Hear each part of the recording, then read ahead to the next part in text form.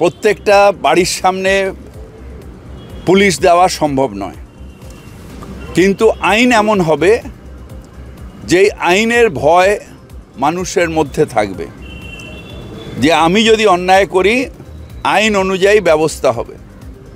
Political use of law এটা করে আইনের যে এটাকে নামিয়ে দেওয়া হয় বিজেপিতে, আর আমাদের এখানে অ্যাকচুয়াল ইউজ অফ ল করে আইনের শাসনটাকে আরও আমরা করি। তাই আমাদের এখানে যদি ক্রাইম রেট বলেন সব থেকে কম। কলকাতায় যদি সেফেস্ট সিটি যদি ভারতবর্ষে একটাও থাকে তাহলে সেটা হচ্ছে কলকাতা।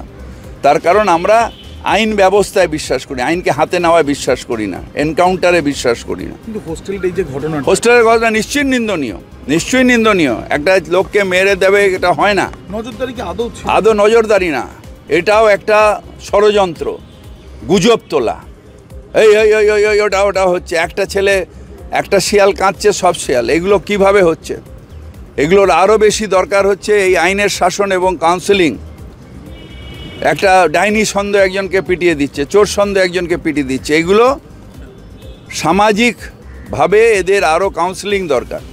আর সেকেন্ড হচ্ছে আইনের শাসন এমন হবে যে আইন একটা দণ্ড দিলে হাজার হাজার লাখ লাখ লোক দেখে নেবে, না এটা যদি আমি হাতে নিই তাহলে আমার এই দণ্ড। এবং সেটা বাংলায় হচ্ছে। আমরা তো ওই কামধনির যারা কনভিক্টেড তাদের তো আমরা মালা পরাবো না, তারা কনভিক্টেড জেলের মধ্যেই থাকবে।